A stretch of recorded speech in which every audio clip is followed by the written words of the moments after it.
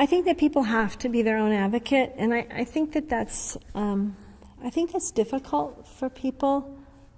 But I also think that stroke survivors and their family need to appreciate that for their healthcare professional, they're just one more patient in a very, very busy day, a very long, busy day. In their home, they're the only patient. And so you have to dedicate time to doing research, to doing the follow-up.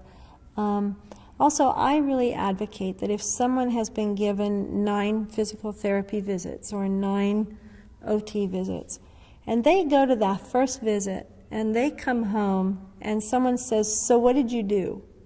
If their answer is, "I don't know," I would suggest they find a new therapist or look for a new direction, because they should come home knowing exactly what they did, because they have to be the one to continue that.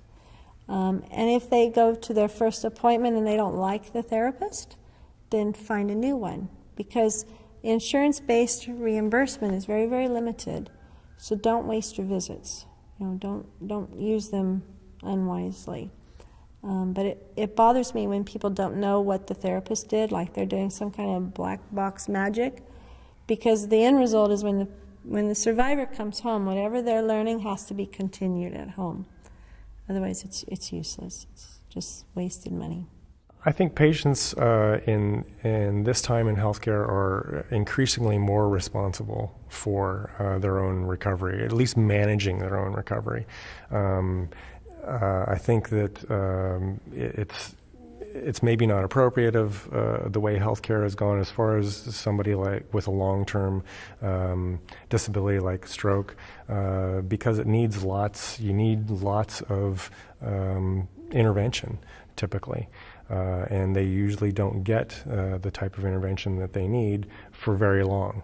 Typically, maybe 3 months or 6 months, or maybe a year after their stroke. So going beyond that time, they really need to kind of be their own advocate. Their families, their caregivers, and other support that they have, they need to be their own advocates and kind of persevering and continuing.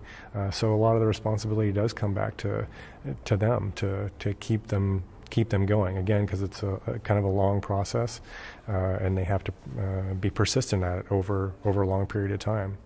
Patients who are motivated, patients who are willing to go out and seek new information, do their own research, will do really, really well. I think by doing research and looking at all the different things that are available, even if it doesn't apply to you, it's very, very motivational, and it keeps a person going. There is a lot out there, and patients do need to advocate for themselves. Stroke services are very different county to county, based on where you live. They may or may not be available. Much of the new technology that we see available may be available in one location and not another. And that's where the internet comes in, so that you can do your research and find out where is something available that might benefit you. I would also caution people, because there is a lot on the internet, and there's a lot of new technology also that it's not that it may not be good, but it is easy to perceive that it will work for everybody.